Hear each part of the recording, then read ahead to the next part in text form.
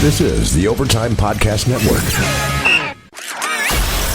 You're listening to the Huddle Up Podcast with Chad Jensen and Zack Kelberman. Join Broncos Country's deep divers at milehighhuddle.com and sound off. And now it's time to drop some knowledge. Welcome in, everybody, to another episode of the Huddle Up Podcast, presented, as always, by Mile High Huddle and 24/7 Sports, and powered by Overtime Media. I'm your host, Chad Jensen. With me, as always, is your Denver Broncos reporter for 24/7 Sports, Zack Kelberman. Zack, it doesn't seem like that long ago that you and I were on the podcast talking about all things Broncos, but a lot has happened since last you and I were able to reach our listeners, from Vic Fangio's introductory presser to the Kubiak stuff, and we got a lot to get to tonight. It wasn't that long ago that we were assuming Chuck Pagano would be the next head coach of the Broncos, and here we are. We got Vic Fangio, and I love it, but there are some interesting developments happening right now, a lot of uncertainty that we have to get to. And again, so much to get to, as Zach alluded to there. But first, just a couple of quick, short matters of business. You guys follow the show on Twitter, at HuddleUpPod, if you want to be able to get in on the Mile High Mailbag especially. Also, a shout-out to all of our listeners that pulled the trigger on the 4-for-1 VIP sale we did on the website earlier this week. There were a handful of listeners that joined, and we appreciate you guys. We gave you a shout out on Twitter, but here's one for you on the actual podcast. We really appreciate it. And you know what? Those type of sales where it's 4-for-1 or 3-for-1 or whatever it might be, they usually come once, twice, 3 times a year. And at the top of the off season, those of you who capitalize were very wise to jump on now, and we certainly appreciate your support. Also, make sure, if you have not done so, that you have rated and left a creative review on the show, whether it's iTunes, Stitcher. Most of you are listening on iTunes. We got people on YouTube. Love you guys. We got everyone on iHeart, Spotify. But the key on reviews and rating the show, it's especially important if your primary way of listening is iTunes or Stitcher. Great way to help us reach new listeners and grow the show, and do your part to help us balloon this thing up even farther. So we're going to get to the mailbag. We're going to get to some of the hot topics on today's on the minds of Broncos fans everywhere, including the Kubiak split. We're going to talk about what happened with Sean Kugler, what might happen with Chris Strausser. We're going to talk about Mike Munchak, Rich Scangarello. There's a lot to get to, but first, we're going to welcome to the show a very special guest from out in Chicago to give us some insight on Mr. Vic Fangio. All right, so Zach and I both are super stoked to welcome onto the show Zack Pearson. He's a bona fide insider for the Chicago Bears, credentialed journalist covering the Bears for our network, 24/7 Sports, over at BearReport.com. So you're going to want to go over and check his stuff out. He was kind enough to come give the MHH insiders some insight into Fangio on our VIP forum at milehighhuddle.com, and we certainly appreciate that. But you can find him on Twitter at Zack_Pearson, and we welcome you to the show. Zack, how you doing, man? I'm doing good. How are you guys doing? Excellent. Excellent. We're all just, most of our listeners, man, everyone's chomping at the bit trying to kind of get a beat on this Fangio fella, because as everybody knows, this is an old timer that's been coaching in the league for, this is going to be his 33rd year coaching in the NFL. And here he is finally getting his first opportunity to be a head coach. Well, it's not his first opportunity, his first actual job, because I actually have done a lot of research on Fangio since the hire. The Broncos PR department was kind enough to send a booklet with a lot of clippings and things like that. And one thing I learned, Zach, is that he had an opportunity in '97. It came down to 2 guys for the San Diego Chargers for that head coaching vacancy. Came down to him and Kevin Gilbride. He ended up losing that. And it wasn't until really last year with the Bears, they ended up, of course, hiring Matt Nagy. And then now with the Broncos, that he really got back into the conversation as a bona fide head coaching candidate. Why do you think that is? Yeah, last year was his kind of first real opportunity since that '97 interview with the Chargers. To be honest, I think he was just more content with staying where he was. I mean, he had a good job as a defensive coordinator for the 49ers and kind of turned that defense around. They were really good in his time there. As far as the Bears and him under John Fox, you kind of got that sense that that Fangio wanted a head coaching job eventually as the years went on. He was there under Fox for 3 years. He wasn't going to get it with the Bears right away because I believe, if the Bears would have moved on from Fox right away, it was going to be Adam Gase, who came over also from Denver. Once, Fox left, they gave Fangio the interview last year. And I think, not to be harsh or anything, I think it was more of a courtesy interview because I really think Ryan Pace had to get an offensive-minded head coach. You don't trade up for a quarterback like Mitchell Trubisky to bring in a defensive guy here and take your chance with that. So I think this is perfect timing for Fangio. I'm actually, to be 100% honest, nothing against the Broncos. I was kind of shocked it was a job like Denver that would kind of intrigue him a little bit. Well, what stood out to me about him in his press conference was he's very self-assured and he knows his own limitations. So maybe he felt comfortable as a defensive coordinator like you talked about, and he didn't want to take the leap and take on a whole team and take on those added responsibilities.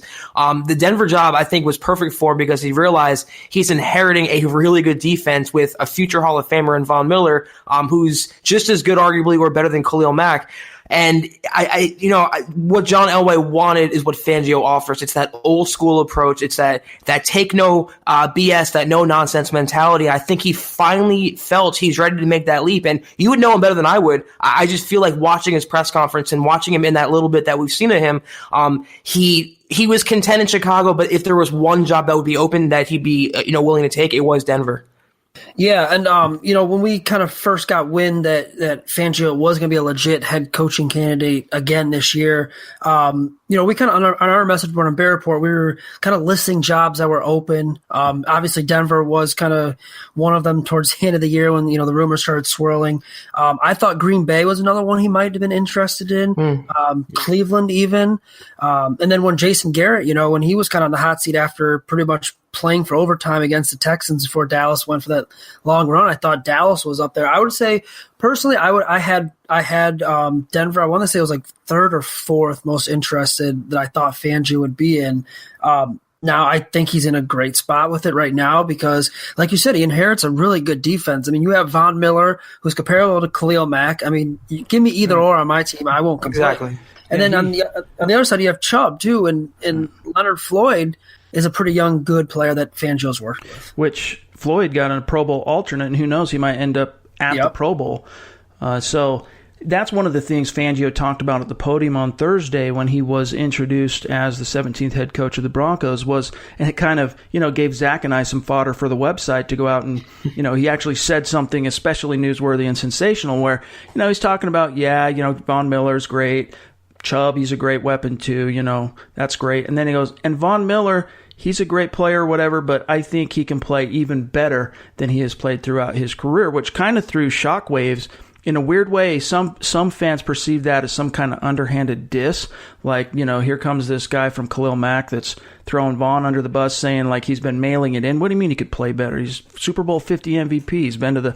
He's a dual Pro Bowler / All-Pro every year he's been in the league except for 2013 when he was suspended and injured.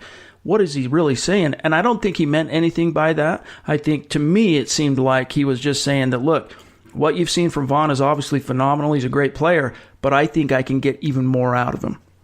Yeah, I mean, not to get too much into the interviews because I would like to talk about that a little later with his style press conferences, but he's kind of a guy that he's going to say stuff like that and it's going to be taken the wrong way at times, but he doesn't mean, how it's taken the wrong way. He means just like as you broke it down. I mean, right. You could probably get more out of Von Miller. And if that's the case, that's really scary because like you said, Von Miller is arguably top defensive player, top 2-3 in the NFL. Right. So if you can get more out of him, I mean, that's just good news for the Broncos, obviously. Honestly, what I took out of that comment by Fangio was kind of an underhanded diss at Vance Joseph, not necessarily Von Miller. Right. I think it was him kind of, showing that he can do better than what he is inheriting from the Joseph era. So it's also, again, Fangio being very self-assured and self-confident in knowing what he's capable of. And he feels that he can get more out of Miller than he's dealt with in his career to this point. And you'd be hard-pressed, other than Wade Phillips, to name a better defensive coach that's had his hands on Von Miller to this point. Yeah, I mean, I think Fangio's just the right guy for that defense. I think there's a lot of playmakers. I think, Denver had that dominant defense when you guys won the Super Bowl a couple years back. And then, I mean, they haven't been awful since then. But I think Fangio is in a stage here where he can elevate that defense once again to become that, Super Bowl caliber. And then if you just get the right pieces on offense, I mean, you're in pretty good shape moving forward. And that's what's weird, you guys, is, you look at the 2017 Broncos, which were just a horrible team, went 5-11, and, had that historic, ignominious 8-game losing streak that just blew everyone's mind in Broncos country. And yet the defense was one of only 2 in the entire NFL to finish in the top 5 against both the run and the pass. But Kelberman and I, we can both attest, it didn't feel that way, right? No. Statistically, that's how the numbers, bore out. But, it didn't feel like this was a top 5 defense, even last year with Talib still on the roster. So I think you're going to see just my research now and listening to him talk, and Fangio appears to me, and Zach, you can tell me if I'm wrong on this, but he just seems like a guy where once he inherits a defense and takes it on, it's almost like once you see that unit out on the field in live bullet scenarios, it's almost as if they've grown a new brain. Yeah, as when he first took over here as defensive coordinator under John Fox, they inherited a really bad defense. Mel Tucker's defense was god awful. I don't know how much of it you guys actually got to see, but I believe it was 2014 under Mark Trestman. They had back-to-back games where they gave up 50-plus points in prime time. One was in prime time to the Packers, and one was against New England. It got embarrassing in Chicago. And that was Tucker's defense. Yep, that was Mel Tucker's defense. And then, when Fox and Fangio got here in 2015, the defense was a lot better the next season. They weren't, really good, but they kind of made some, steps moving forward into what it is right now. Yeah. One thing that it comes out in all of the research on Fangio, especially what PR provided, is that his players have this weird – it's not like, for example, Broncos fans are familiar with Wade Phillips and this kind of chemistry he had with his players in terms of, kind of coming down to their level, listening to hip-hop to be boys with Aqib Talib, for example, and wearing the chain. Gold chains. All that, which is cool. It's like grandpa trying to connect with the grandkids, whatever. And that's cool. And it has its utility or whatever. Fangio's connection with his players seems different, almost like the way especially dedicated college students, might have that connection with their professor. What was that like covering it from the inside, what you could perceive, Zach, the dynamic between his players and him as a coach? They loved him, man. I have never heard of a defensive player say anything but good things about Vic Fangio from when Akeem Hicks was brought in here after stints in New Orleans and New England to rookie Roquan Smith. It's just they all have this kind of appreciation, and you could tell as the season was going on, we had to start asking the questions.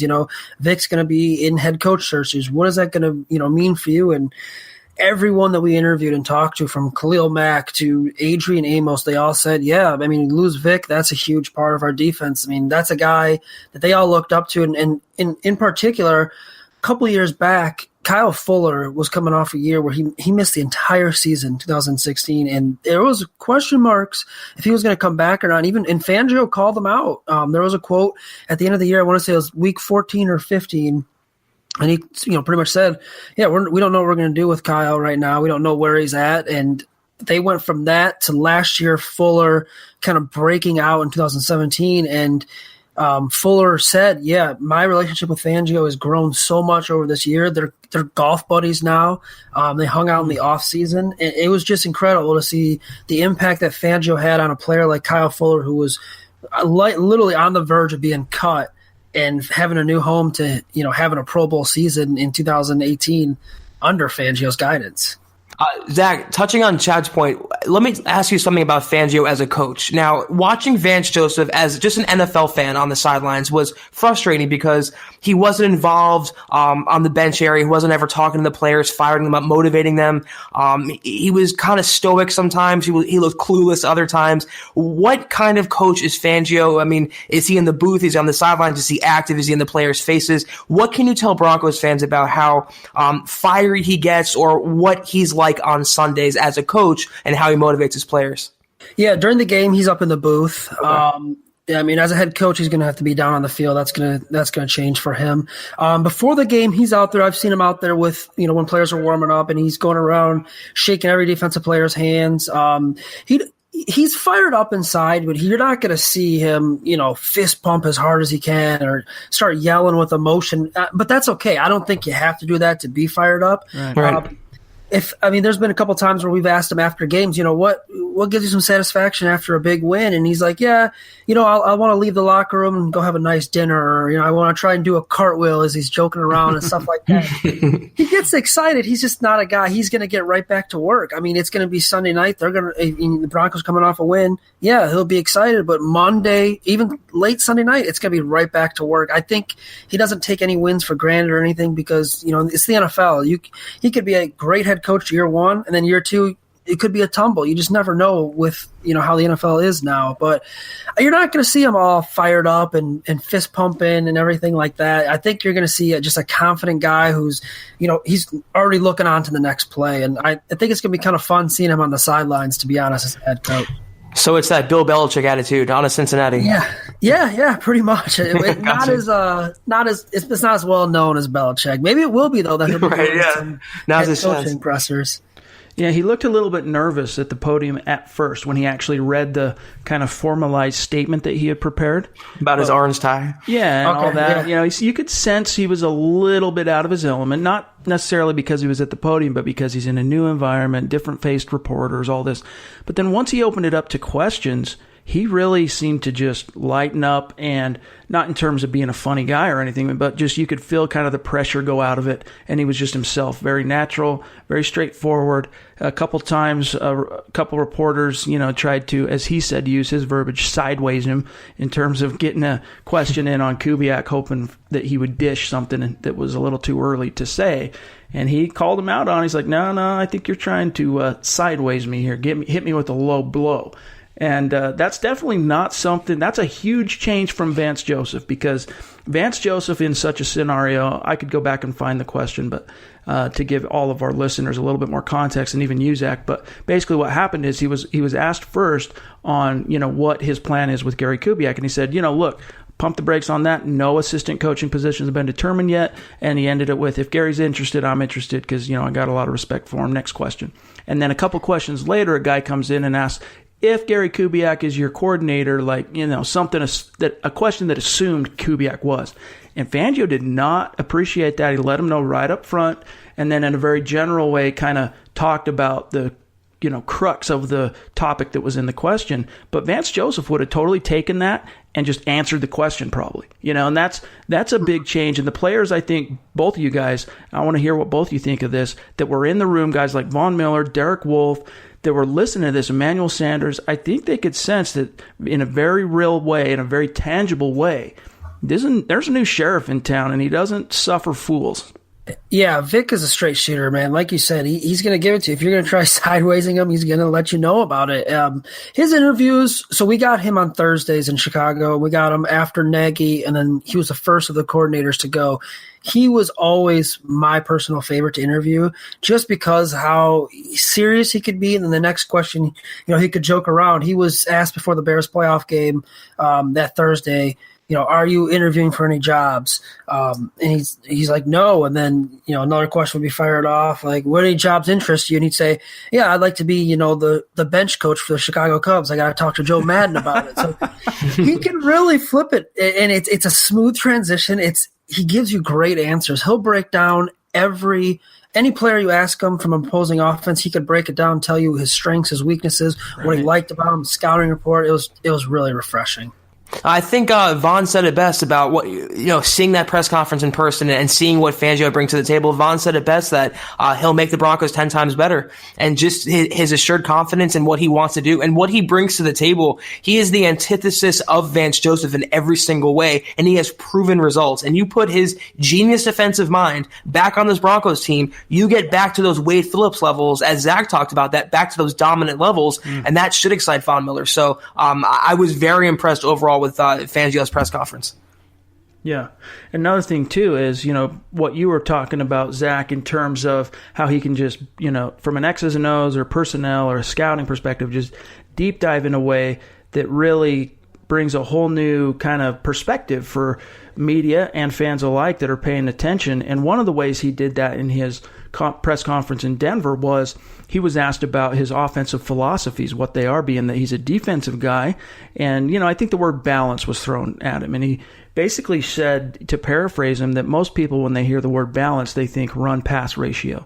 How often are you running? How often are you passing? He said, but to me, there are multiple levels of analysis when you talk about balance. When in the passing game, do you throw short? Do you throw intermediate? How often do you throw deep? In the running game, is it inside zone, outside zone? Are you doing deceptives? He went through this whole litany that just made it, all of a sudden there were depths and levels of that answer that a guy like Vance Joseph, even if he was on that same level, there's no way he would have been able to communicate that at the podium that way, which to me, if I'm a player sitting in the in the auditorium there listening to this new head coach speak, man, I'm just more and more I'm starting to get amped and excited that, this is a guy who, we can talk about the straight shooterisms and all that stuff, but he's also a very passionate teacher, and it seems to be that he can take very complex ideas and present them in a teacher's way, in a simple way where people can grasp them.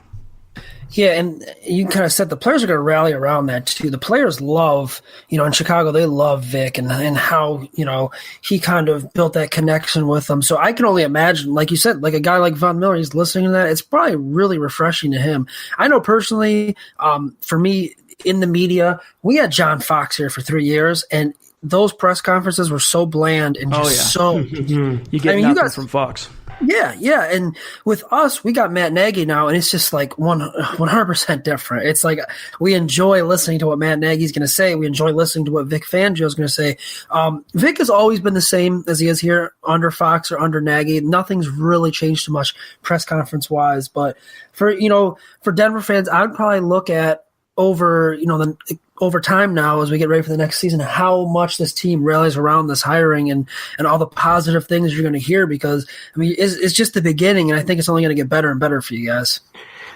Zach, I could safely say everyone in Broncos country loves the Fangio hire. From players to coaches to media, it was absolutely the right choice by John Elway. It was a home run hire, and it should pay immediate and long-term dividends. But I also realize that no coach is perfect, and every coach has its flaws. I just want to know, in your opinion, on Sundays, on game days, what are Fangio's biggest inconsistencies or biggest flaws or biggest negatives that you've seen as a reporter covering him over the years or over his time in Chicago? Yeah, I'd say the biggest one, I would go back to this year. They acquired Khalil Mack. He's there to rush the passer. There were times on key downs where he'd drop Khalil Mack back in coverage on a running back or sometimes even a slot. Don't say receiver. that. Yeah, I got to give you a warning, because you're probably going to see it, and it was very frustrating.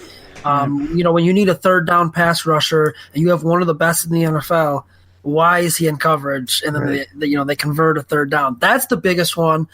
He's not going to blitz a lot, to be honest. I don't know if Denver expects him to blitz a lot. There's going to be times where, going back against New England, he gave Tom Brady all day in the game to throw, and you give a guy like Tom Brady all day to throw, and he's going to pick you apart. Right. Whereas, the smart thing, again, the numbers would say, you probably should blitz Tom Brady in some key situations. Right. And it's funny you bring that up, because in the booklet that PR sent out, there's a little clip in which he's talking to Sam Acho, who'd come over about the same time he did from Arizona. And when they first meet face-to-face, he says, "Oh, yeah, you're from Arizona, huh?" And he goes, "Yeah." And he goes, "Y'all didn't blitz a lot." Or he goes, "Y'all blitzed a lot, right?" And Sam's like, "Yeah." And he goes, "Yeah, that's why you probably gave up so many big plays, et cetera, et cetera."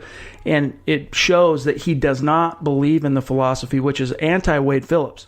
Wade Phillips is he's a big believer in blitzers and blitzing. He's always up there amongst in terms of his defenses, in terms of frequency, at the top of the league. But Fangio's, in 2017, at least, I don't have the numbers for 2018, he was like one of the bottom 2 or 3 defenses in terms of blitz frequency. But the flip side to that is, he's been in 32 seasons in the NFL. The average number of sacks Fangio's defenses have produced per season is just under 40. It's 39.8. So what that means is he's finding ways to still create pressure, still create chaos, because they led the league in turnovers as well with 35 this year. Your Bears did. He's still finding ways to do that with 3- and 4-man rushes, which to me signifies a guy who is a lot more savvy from an X's and O's perspective. Sometimes we're going to see things that are questionable, like Vance Joseph dropping Von Miller into coverage, Fangio dropping Khalil Mack into coverage.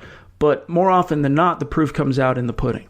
Yeah, that's a great point, because one of Fangio's strengths is he can scheme ways to get pressure on the quarterback. Granted, the Bears have a pretty damn good defensive line led by Akeem Hicks, so he really didn't need to blitz a lot because he could generate that pressure with Hicks playing at a Pro Bowl level, a guy like Eddie Goldman, and even a rookie 5th-round pick, Bilal Nichols, eventually became a starter, and it was a big strength of that defensive line. I think you're going to see Fangio kind of do the same in Denver. He's got playmakers to work with. I don't know how good the secondary is in Denver compared to Chicago's. I'd say Chicago had probably one of the better secondaries in the NFL, led by safety Eddie Jackson. But the Bears have to go up against Aaron Rodgers twice a year. You guys have some good quarterbacks in your division now. Phillip Rivers has been there for a long time, and Patrick Mahomes is there. So it's going to be a challenge for Fangio to kind of not to completely shut down those quarterbacks, but to contain them without blitzing and generating that pressure up front, through that defensive line, that front seven. That'd be something I'd be interested in watching as his season next year goes on. I think, Zach, you nailed it. When you have Von Miller and Bradley Chubb, you can get pressure without blitzing. You don't have to send 8 guys when you have 2 of the better pass rushers in the NFL.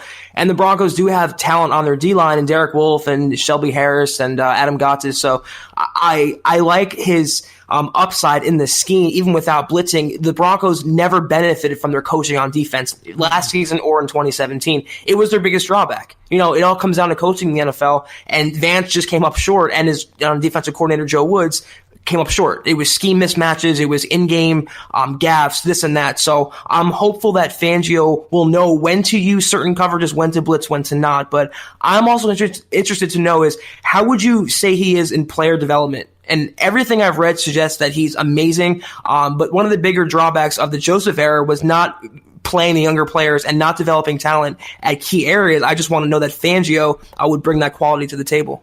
100% he will. That's one of his biggest strengths, to be honest.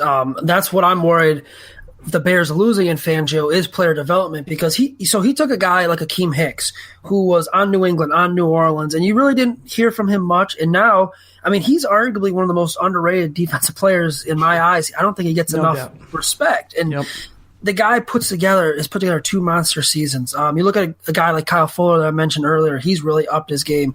I don't really consider Eddie Jackson in that category, because I think Eddie Jackson was really damn good coming out of Alabama. If he didn't have the knee injury, he probably is a first-round pick. So the Bears kind of lucked into that one.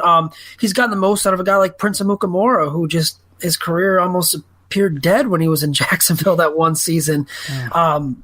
Developing Leonard Floyd into what he is now, getting stuff out of Eddie Goldman, Jonathan Bullard, Roy Robertson Harris, the rookie Bilal Nichols. That was one of his strengths was that development. You saw a lot of it on the front seven, the defensive line. You guys are familiar. Danny Trevathan's a pretty damn good inside linebacker. Oh, yes. This year was probably the best I've seen him play since that Super Bowl year that you guys had a few years back, and you could definitely credit that to Fangio and getting the most out of him, since he's come to Chicago. You hear that, DeMarcus Walker? Celebrate.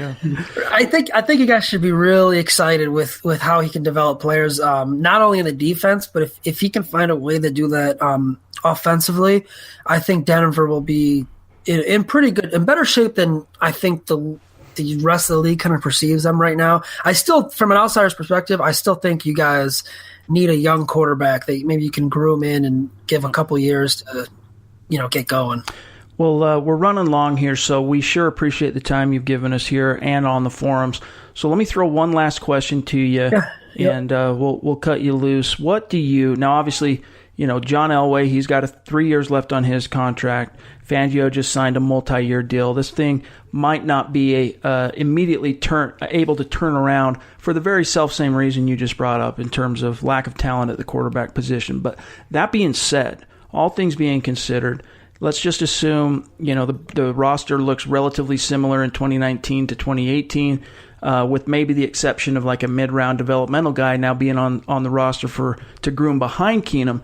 That type of understanding, what do you expect to see from Fangio's Broncos in 2019? What can fans, whether it's not necessarily record prediction, but what do you expect to see in terms of success, failure in Denver with Fangio? Yeah, I think your defense is going to be elevated to a whole nother level. I know the NFL is all around offense now. Everything is about the offense. You have to have that dynamic quarterback to, put up the points. But with Fangio, he's still a guy that truly believes in defense. He's a guy that, you could talk to him about, oh, hey, did you see that Chiefs-Rams game where they put up, 1,000,000 points? And he's going to say, well, yeah, did you see that defensive battle on Sunday? I think your defense is going to be elevated. I think it'll return to be one of the best in the league next year. I'll say, I don't know where they finished this year, but top 10, certainly not out of the possibility. The offensive side, that's tough for me because I haven't seen Fangio work anything on offense side of the football. But the thing I think from an outsider's perspective with Denver, you guys are in a pretty tough division, as are the Bears. You guys have probably the MVP this year is going to be Patrick Mahomes. The Chargers are always really good.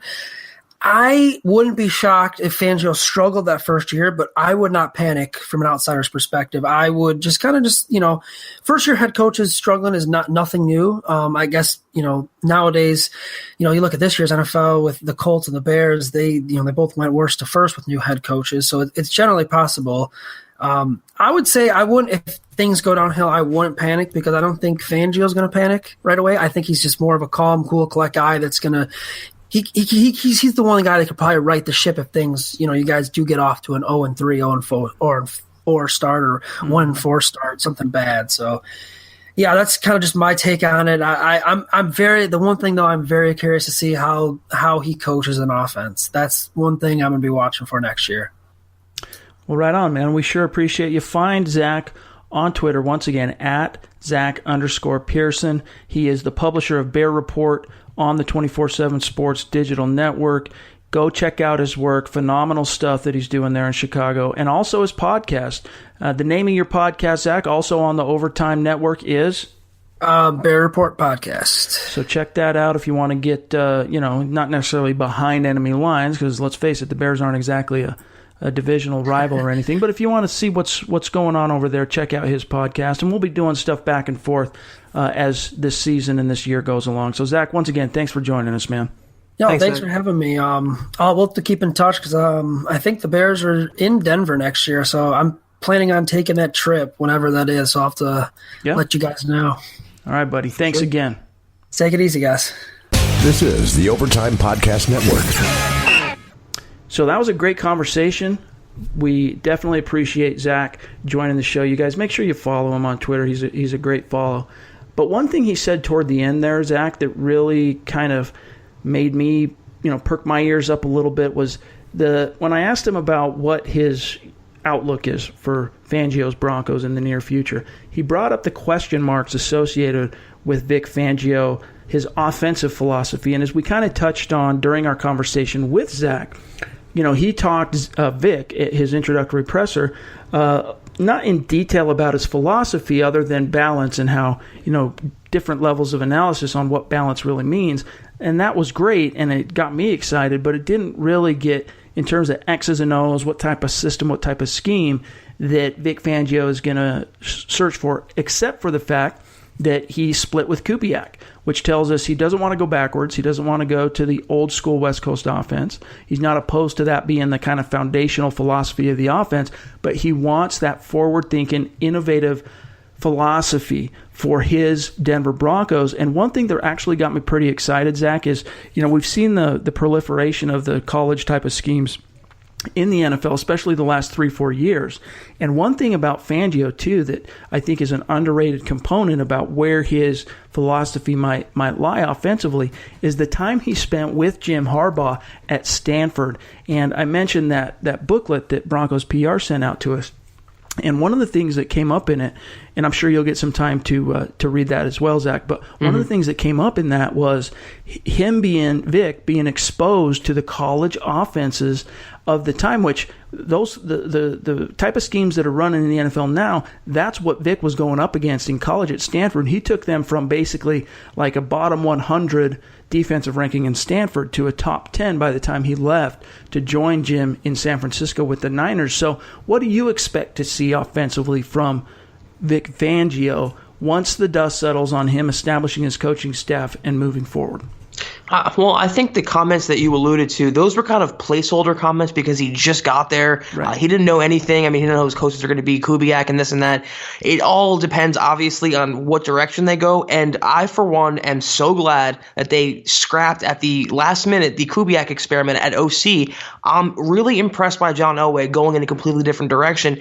It seems like finally he's willing to listen to outside advice and go toward the younger generation in the NFL and go toward the younger scheme in the NFL, the pass-happy scheme, the creative schemes. And it looks like the Broncos are going in that direction.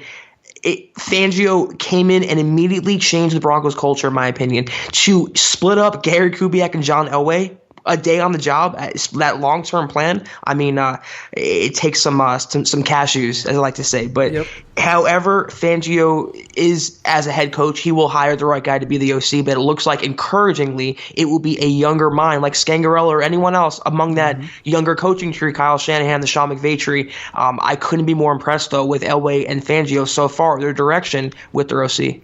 Yeah, it's good to see Elway kind of putting those old dogs to sleep, so to speak. Like Kubiak could have been something, I think, as an offensive coordinator for the Broncos in under Fangio, but he would have had to have gotten on board with their newfound desire to jump on board what's happening with, and it can be done. You can have one foot in the old ways and one foot in the new, like you're seeing Sean McVay do to great success. Andy Reid is another phenomenal example of a traditionally West Coast guy who branched off the Bill Walsh West Coast tree from years ago, not directly but indirectly through Mike Holmgren, and it's just there's a way to do it, but Kubiak was not giving them any ground. And then, of course, Kubiak sticking to his guns on wanting to bring in Rico Dennison and Brian Periani to coach tight ends, which obviously was not good news to Fangio, but especially to Elway, who was going to fire him. He wanted Gary Kubiak to fire both those guys at the end of the 2016 season, which, in my opinion, now this isn't anything I've been told on insider stuff, my opinion is Kubiak was strongly considering taking a break, stepping down because of his health. And then when Elway started putting pressure on him about letting some of his homeboys go, like that have been with him for years and decades, and we all know Gary Kubiak is renowned through the NFL for his loyalty. Elway starts putting pressure on him. Hey, you're going to have to. Rico's got to go. Periani's got to go. That, to me, I think was the straw that broke the camel's back, so to speak, on him making his decision to say, you know what, the hell with it all. I'm going to retire. I'm going to step down. You know, public talking points, of course, was all about his health, right? But I think that was kind of the straw that broke the camel's back. And then here he is 2 short years later saying we want to bring him back. And Elway's just like, no. Maybe if you had Fangio saying, yeah, I'm okay with that, maybe Elway gets behind it. But I'm just glad to see that the Broncos are moving on to newer, better things. And Kubiak, you know, look, he had a great influence and impact on this organization as a coach, you know, as a player. I mean, he's appeared in 7 of the 8 Super Bowls he's had his hands on in some way, shape, or form, either as a player, assistant coach, or head coach. So your hat's off to him.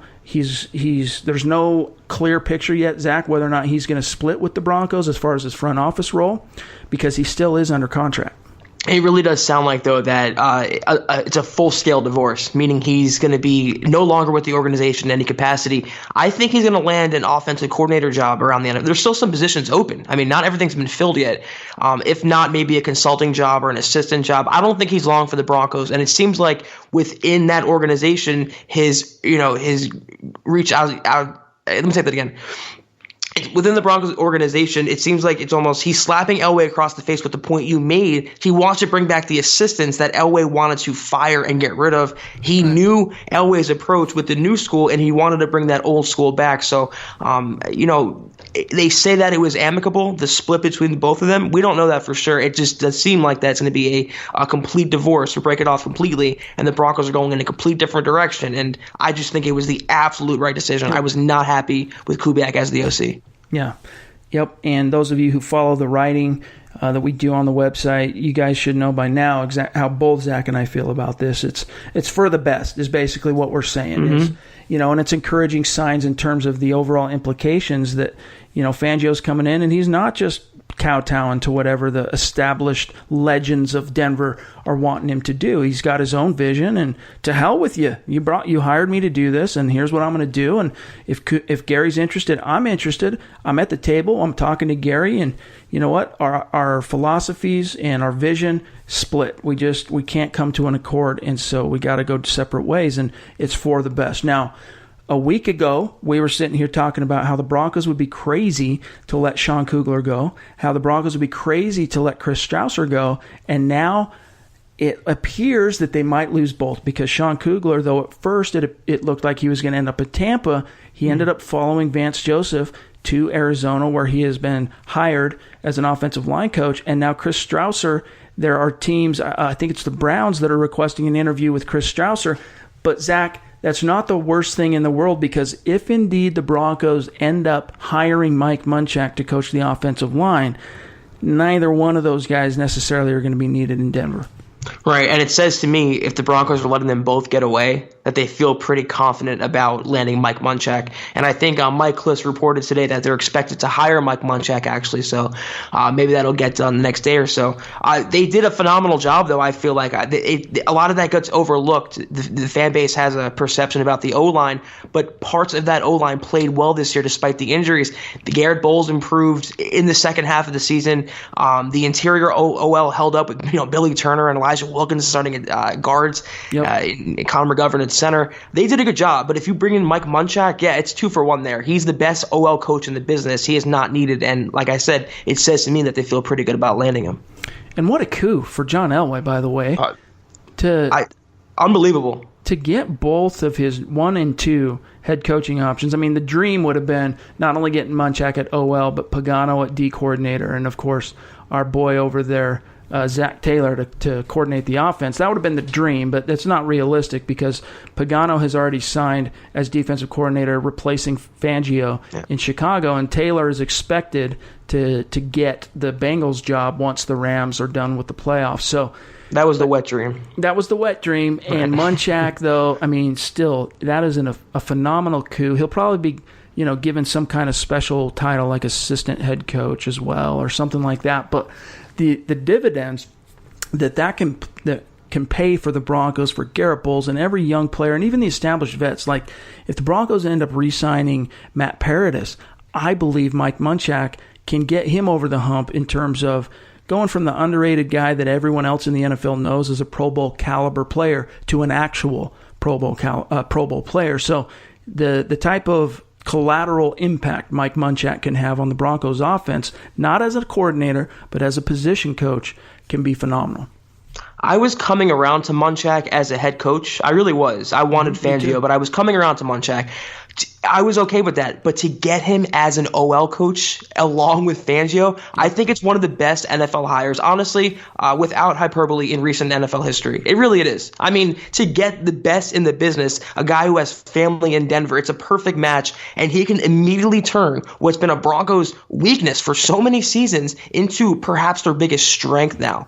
You talk about Matt Paradis, Ronald Leary. I mean, that's a guy who was on the verge of being a Pro Bowler, and he's been dealt with some injuries, but that's another guy there. Connor McGovern has been playing well. Garrett Bowles, he can take that next step. It would be by far the best hire in Elway's tenure, but one of the best in NFL history. And like you said, coup, absolute coup. And Elway, of course, benefited a little bit from the football gods, putting Munchak's daughter and grandkids in Denver to help kind of incentivize the old Hall of Fame player. or blackmail, depending on how you want to look at it. There you go. But let's also move on to some other topics as it regards Fangio's assistant staff taking shape. The Broncos had their eyes set on Rich Scangarello, the quarterback's coach in San Francisco, who has done great things, of course, with Jimmy Garoppolo, C.J. Beathard, probably kicking his coverage a little bit. And then, of course, the great work that Rich did with Nick Mullins. But San Francisco, Mr. Kyle Shanahan, not playing nice. He's not playing ball, even though this, as offensive coordinator, would have been a promotion and a step up the chain for Scangarello. They blocked the Broncos' request to interview him, which they were hoping to on Monday, and now it's kind of in a limbo. But I think on an administrative level, because John Elway is homeboys with John Lynch, also notwithstanding their Broncos ties, and then notwithstanding their, the what's the GM camaraderie. Yeah, the GM camaraderie. That's a good phrase for it. And then also the Stanford connection. So they don't completely write off Scangarello as an option, but I'll tell you what, of all the other guys out there that we'll talk about here in just a minute, other options, Scangarello, to me, makes the most sense at this point with what's left on the market. I could really see why the Broncos might be in love with him as an option to coach the offense under Vic Fangio. First of all, can I just point out that I find it ironic that they could have just hired Kyle Shanahan in the first place, and now they're looking to poach assistants from his staff and getting denied. It's quite the fall from grace for John Elway. Second of all, I hate that rule that limits coaches from taking a promotion. That shouldn't be. I hate that about the NFL. Third of all, I love the direction the Broncos are looking. This is, like you said, a perfect blend with this coaching staff. It's kind of older. It's kind of a little old school, and you bring in a new school element who's learned under Kyle Shanahan and done amazing work with Garoppolo, C.J. Beathard, Nick Mullins. I mean, you're talking about quarterback development, something the Broncos have long lacked. So I like where they're looking. I would hope that Kyle and John would allow the Broncos to at least interview Scangarello, but maybe some negotiations will be worked out for that. But they have some options out there. But I do like the direction that they are looking. Yeah, he's only 46, Scangarello. And honestly, the majority, if you look at his coaching resume, the majority of it's from the college ranks. Although he has kind of gone back and forth from college to the NFL dating back to about 2009. He's worked as an offensive assistant with the Raiders. He's also worked with the Falcons. He's also worked now, of course, with the Niners. So between that and his college stops, he's pretty well versed in that offensive new school philosophy that's predominating the NFL, with also 1 foot in the West Coast scheme, which is what Kyle Shanahan deploys there. So let's take a look before we jump to the mailbag. Last topic here we'll dive into is, Zach, what are some of the options we can go through here for our listeners in terms of if the Niners completely block both him, Scangarello as an option, also Mike McDaniel, who is the de facto offensive coordinator there. He's technically the run game coordinator for the San Francisco 49ers. If the Broncos wanted him, you would assume as well he would be blocked. So if we take both those guys off the board, who are some names out there fans can start looking at as possible options to work under Fangio as offensive coordinator? Two jump out right away to me, and one is Chiefs quarterbacks coach Mike Kafka, who is obviously doing an amazing job with Patrick Mahomes, and the second is Todd Monken, the former OC of the Bucs, who actually did a really, really good job there in Tampa with Jameis Winston. That was overlooked because of how bad the Bucs were, but he's one of the more creative, dynamic play callers in the NFL. Would be a great get for the Broncos at this stage. A couple others to keep in mind, though. You have Press Taylor out there, the brother of Zach Taylor, who's going to be the Bengals' next head coach. You have some, retread names out there, maybe Mike McCarthy, that's one. Dave Ragone, the Bears quarterbacks coach, obviously the Vic Fangio connection, young up-and-coming guy, work with Trubisky there. So you have younger names, you have a couple retreads. There are options out there, but I like Todd Monken. That's probably my top candidate right now. I'd have to do a little more research before I could get fully in on Monken, because anytime I really watched the Bucs, I liked what the veteran, the old-timer, freaking, what's his name? Off the top of my head, I'm losing it right now. Fitzpatrick? Fitzmagic, dude. I liked what he was able to do, but anytime I saw Winston in there, he's just throwing picks left and right and costing the team. And I know that doesn't devolve necessarily on the offensive coordinator, but I would just have to go back and do a little research and check it out. But I like the idea of Press Taylor. Kafka, your boy. You love Kafka over there in KC. What's not to love, Well, yeah, absolutely. Look at freaking Mahomes just lighting up the NFL on unprecedented levels in his second year. Another guy is Joe Lombardi, the quarterback's coach in New Orleans, who is also the grandson of Mr. Vince Lombardi. He who is the godfather of the NFL, in essence, in which the trophy is named. So you'd have Might have heard of him. That juju, that connection, that magic as well, which, hasn't necessarily served Joe Lombardi's teams all that well everywhere he's been, but it's just something to keep in mind.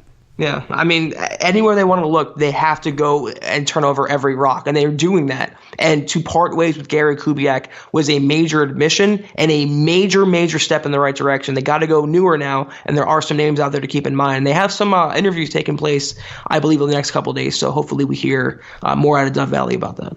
Yeah, so we'll see how that shakes out. But let's, because we're running a little bit long here, let's blaze through some of the questions we received in this week's Mile High Mailbag, because Zach and I are your football priests, and each and every episode we are here to offer the absolution and answers to your burning Broncos questions. And I think the first one here that we'll tackle from our friend Zach on Twitter at Baxter_14. Great name. But it's with an H. What can you do? Never mind. I take it back. If Arizona takes Kyler Murray at number 1, I don't think they will, he puts in parentheses, but would you send the 10th overall pick to Arizona to get Josh Rosen? Now, before you answer that, now this is a question that we've been getting a lot more of since Cliff Kingsbury was hired as the head coach in Arizona because of his connection or ties to and love for, appreciation for Kyler Murray. So I don't see it happening, being it would be an unprecedented move that the team takes a quarterback in the top 10 2 years in a row and trades one 1 year removed from doing so. But if we go down that trail, what would be your question here, or your answer, for Zach's question? Would you see the Broncos being in on that, being that they passed on Josh Rosen at number 5 last year? That was exactly my point. They could have drafted him last year or moved down and drafted him, and they didn't. So I don't think it's going to happen. I don't think they're going to trade Josh Rosen, the Cardinals, and I don't think the Broncos would make that move. I think they're either going to wait until 2020 or they're going to draft, Drew Lock this year or someone like that. So I don't see Josh Rosen coming to the Broncos. No, I think actually it's more realistic that Kyler Murray ends up in Denver than Josh Rosen, because I don't see him as any kind of bona fide number 1. I mean, all the talk about Baker Mayfield's size limitations that really made him a dark horse. I mean, when the pre-draft process really started, when the college football season ended last year, Baker Mayfield was viewed by most draftniks as a mid-first round pick at best, more like an early day 2 selection, but basically based off of his measurables, right? Based off of that. But the teams just fell in love with him through the pre-draft process, between their team meetings, the Senior Bowl, the Combine. It all culminated in the Browns falling in love with him and taking him number 1. I'm not sure that's going to happen with Kyler Murray in the same sense, because not only his size, I mean, he's well below 6 feet tall, but also the fact that teams are still going to be a little trigger shy, gun shy, whatever the phrase is, because of his dual sports. Where does his passion and priority really fall? Is it baseball, where I think it's Oakland A's first-round pick, or is it football? Because you would assume if he declares for the draft and all that it's going to be football as his priority. But at any point, he could say sayonara when the going gets tough and go fall back on baseball. And that's going to be something in the backs of NFL GM minds, and especially a guy like Elway, who was in a similar place. He could have gone and played for the Yankees, but he chose instead football, and the rest is history. I would choose baseball. I mean, there's guaranteed contracts there. It wouldn't be a choice for me. And I honestly think that's the direction Murray's going to go. And what's funny is, like, back in the day, the knock on smaller quarterbacks was that none of them would succeed. And now, since Drew Brees, Russell Wilson, and Baker Mayfield, the logic is that they all can succeed now. No, I think Murray's better trait is baseball. I think he will play baseball. But he will be an option if he's in the draft. The Broncos are going to explore every quarterback this offseason. If Kubiak was around, I feel like that's more of a Kubiak guy. I think Elway will go more of a taller guy like Drew Lock. So that's how I feel it'll shake out with Kyler Murray. Here's one from Dylan Von Arx. It's also a draft-oriented question. If we don't take a quarterback at pick 10, which player would you take at that point, Zach? It's so early. It's only January 13th. Let's just say position. All right, position, cornerback, secondary, defensive line, offensive line, the trenches, inside linebacker. There's many positions they can fill. Quarterback, obviously, but they're good at running back. They're good at receiver. They're relatively good at tight end. But O-line, D-line, inside linebacker, and secondary especially, I think that's going to be the pick if they don't go a QB in round 1. Here's a great question from Cole Mason on Twitter. What players are you guys most excited to see Fangio work with / develop on defense? Honestly, I'm excited to see him work with the entire defense, but specifically some of the young guys like Chubb, Yadam, Jewell, and Walker, which I think, Zach, all 4 of the names he throws out there are no-brainers. I'm excited to see all those guys under Fangio begin to flourish even farther. But I'm looking at the front 7 guys in particular, like Walker he mentions, but Gotsis I expect to take a quantum leap. And then also Derek Wolfe, because if you go back in time to when Fangio joined the San Francisco 49ers along with Jim Harbaugh, Justin Smith, he was a really good player. He bounced around somewhat from his original NFL destination, and he was viewed as a really solid, strong player, but he became a superstar, perennial All-Pro, Pro Bowl caliber player under Fangio's coaching. And I'm not saying that Derek Wolfe is going to all of a sudden morph into J.J. Watt, but I think Derek Wolfe in particular would be my number 1 candidate to see take a quantum leap forward under Fangio. Yeah, I mean, to me, there's levels to this question. There's players on the Broncos defense I'm excited about seeing under Vic Fangio. Obviously, I want to see the players get better, like Von Miller, Chris Harris Jr. There are other players that I'm excited for Fangio to develop, like Isaac Yiadom, Brendan Langley. And there's the players that I'm excited to get a shot under Vic Fangio, like DeMarcus Walker, Damonte Thomas, Sua Cravens. One major asset of Fangio, as Zach alluded to earlier when he was with us, was Fangio's player development. And that was, to me, was Joseph's biggest knock, Vance Joseph's biggest knock. No one blossomed under his tutelage. Who got better under Vance Joseph? And I don't want to waste too much breath on him, but I'm so excited to see what the younger guys, the untested guys, the guys who haven't played pretty well to this point can do under a bona fide, decorated, respected, renowned coach like Fangio. And I'm also really excited to see what Von's ceiling can be. I mean, 14.5 sacks with Vance Joseph as your coach. Now imagine what he can do with Vic Fangio. Yeah. And that's why when Fangio brought up Von Miller being able to play even better than he has in his career, if I were Von Miller, and I think this is the way he took it as well, I would have been excited and in a way flattered by that, because what you're saying is game recognizes game. I'm naming you up there with Khalil Mack, deservedly so, and I'm saying that together, our powers combined, I can vault you even farther. So that would get my blood pumping if I'm sitting in that room and I'm Von Miller and I'm feeling like I've wasted the last 3 years of my prime on a squad that's just gone nowhere. That would get me going. So here's one. And the last thing, too, I want to say before I digress too much is I agree with you from 10,000 feet that Joseph did not do a good job with certain players developing them. But the flip side to that coin that we can't ignore is how well the 2018 rookie class contributed, on historic levels for the Denver Broncos, but it was all on the offensive side of the ball. We didn't really, Chubb, he was a number 5 overall pick. You expect him, Zach, to come in and right, contribute right away. We never really saw the Broncos develop anybody under Joseph, take that, or see anyone under Joseph on his side of the ball take a quantum leap forward, with maybe the exception of the trench guys like Shelby Harris and Adam Gotsis, who would be, I think, more fairly a product of Bill Kollar exactly, than Vance Joseph.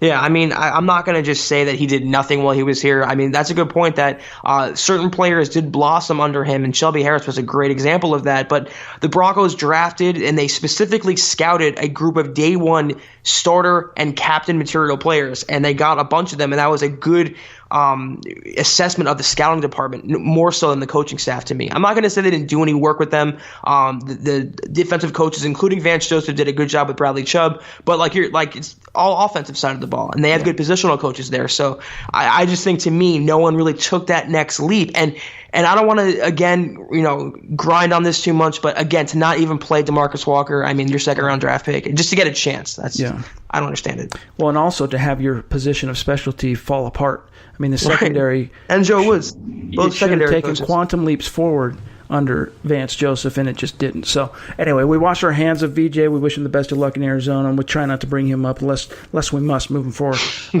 Here's one from Braden Room.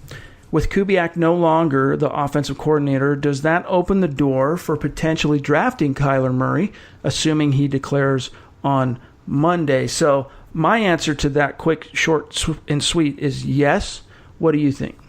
Like I said, all quarterbacks are going to be on the table for the Broncos this offseason. They're going to look, and they might relegate Keenum to an expensive backup, or they might use him for hold the fort starter for 2019. But they are going to scout quarterbacks. Kyler Murray, if he declares for the NFL, will be among them. Drew Lock, Will Grier, Daniel Jones, all of them will be on the table. We just have to let it play out to see how deep their interest goes. Yeah. And for Cameron Whitehead, your question about what the ideal coaching scenario would be with Kubiak out under Fangio, I'll throw this out real quick. My ideal in a perfect world, knowing which guys have already landed jobs across the NFL, I would say Fangio, under Fangio, offensive coordinator. Let's get Scangarello in here. Let's get John and John, the two Johns in Denver and San Francisco, to cut a deal and open the door for him. And then on the defensive side, I'm okay with Ed Donatel coming over from Chicago. That's where the signs are pointing. So to me, that would be the ideal trio. Yeah, I mean, if you can get any of the coordinators, candidates that we mentioned, Scangarello, Monken, any of these guys, that would be a huge win for the coaching staff and the long-term prospects of the Broncos. Defense, I'm fine with Donatel because he's a secondary coach. He gets a great job with Fuller in Chicago. Maybe can coach up Bradley Roby if he resigns there, can coach up the Broncos secondary. And we forget that Fangio is going to be the defensive coordinator anyway, so he just needs a figurehead. So in that role, I am perfectly fine with Donatel. Special teams, McMahon, and OL coach Mike Munchak. Yeah. Here's one from Jedi Joshua 58, one of the studs who pulled the trigger this past week on becoming a VIP subscriber. Appreciate you, brother. Salute. His question is, it seems that money is the biggest concern for Kyler Murray, even if he goes NFL. I'd rather have a guy that loves football first, lives for the game, etc. What do the football priests think on Murray? We've touched on this already, but maybe elucidate a little bit more for Josh. I mean, Tim Tebow loved football. It doesn't always correlate, doesn't always translate. I mean, just because he loves football doesn't mean he's going to be a franchise quarterback. So not my QB1 in this draft, and this draft, to me, isn't that great for franchise quarterbacks. So I'll defer to more knowledgeable people on Murray, but I would not take him in the first round, number 10. I could come around to it, but I would have to, as a GM, I'd have to be convinced that he was absolutely committed to football, and that just like Elway did back in 1983, he put baseball on the back burner once he was officially able to strong-arm his way out of Baltimore and land in Denver. He put baseball in his rear view and never looked back. And who knows, maybe because of Elway's experience in that exact same scenario, he might have more of an understanding and connection with what Kyler Murray is going through right now. But from a money perspective, I see him probably, if money is the most important thing, the NFL is going to be Murray's best path, because even though the contracts aren't guaranteed like baseball, he's going to make more money quicker as a first-round pick in the NFL than he would in baseball, because even though he gets that, whatever it might be, I think it's $4 or $5 million guaranteed as a first-round pick in baseball, he still has to go through the farm system before he ends up in the majors and then can capitalize on his next contract, which is certainly not guaranteed. It's a lot longer road to hoe to get that next big paycheck for baseball players as opposed to the NFL. You come in, you're a first round pick, especially if you're a top 10 guy, you're going to get something like $22 million in the first 4 years. You can't even compare it. So I think he's going to end up going football myself. I think he's going to declare, but teams have to be certain, Zach, on where his heart lies. Now here's one from Jacob Smith, also a VIP subscriber, a stud, longtime listener of the show. What is Fangio looking for at off-ball linebacker? Could Elway change his ways and possibly target inside linebackers early in the draft for a change, i.e. Roquan Smith? What I know, Zach, before I serve this over to you, about Fangio's preferred, prototype at off-ball linebacker is he values speed above all else, which does not bode well for any of the linebackers the Broncos currently have on the roster. So if you look at the duo, that phenomenal all-pro duo he had in San Francisco, in Navarro Bowman and Patrick Willis, they were both speedy sideline-to-sideline guys, high-intensity, high motor, but they could also stack and shed in the box and contend with those 300-pound offensive linemen. So I think he'll find a way, Fangio, to make do with what he's got now in Denver, but I think you're going to see linebacker be a huge priority in the coming draft. He also had Chris Borland in San Francisco, and he compares very favorably to Josie Jewell. So I think they're good there. But yeah, they're going to definitely draft or sign an inside linebacker this offseason. They're going to cut Brandon Marshall. I think that's a foregone conclusion. They have Todd Davis, who's kind of a 2-down linebacker, not really a 3-down linebacker. It's a big need for them. And under Fangio, I mean, he had great ones in with the Niners, with the Bears, with Trevathan and Smith.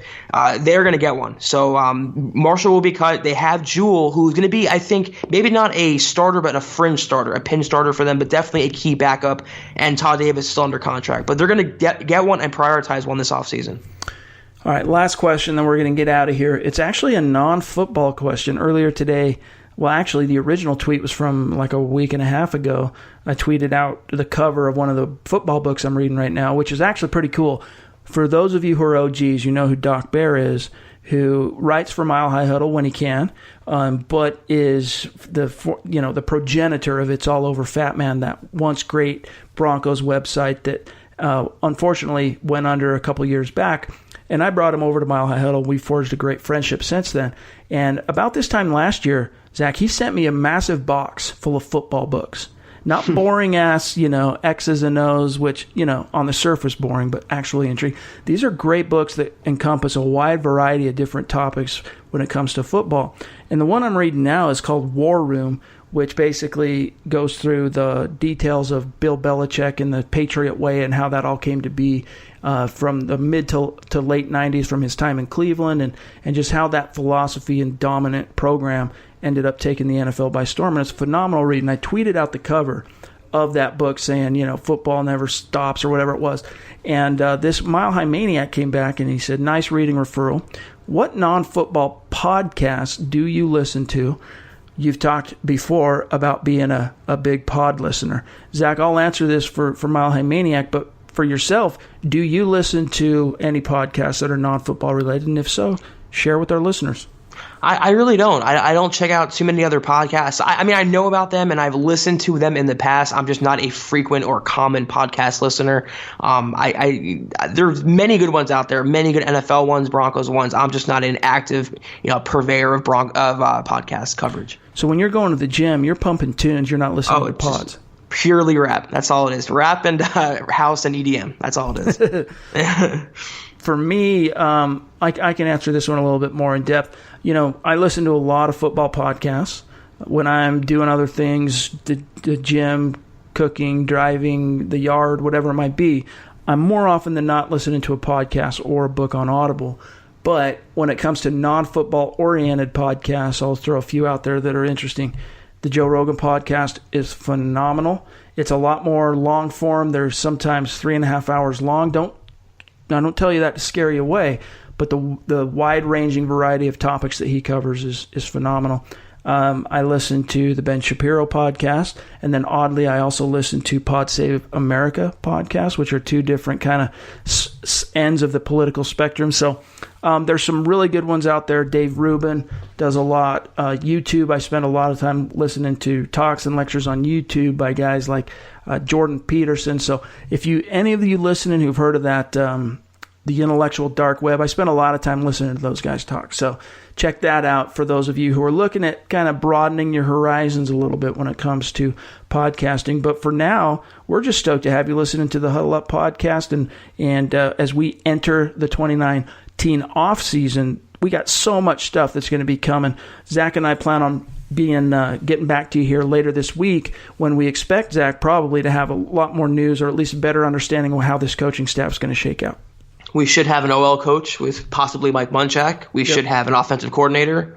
We should have a defensive coordinator. The staff is going to come together now over the next couple of weeks and going into the Senior Bowl and the Combine next month and free agency in March, right around the corner. This happens fast, guys. There's no offseason in the NFL. It never sleeps. We will be here to provide wall-to-wall coverage every single week. That's right. So make sure you guys are subscribing take some time, go leave a creative review, follow the show on Twitter at HuddleUpPod. You can find Zach on Twitter at Kelberman 24/7, myself at Chad and Jensen. Follow again our friend who joined us today on the show, Zack Pearson, at Zack_Pearson. And we'll look forward to talking to you soon. You've been listening to the Huddle Up Podcast. Join Broncos Country's deep divers at milehighhuddle.com to keep the conversation going. This is the Overtime Podcast Network.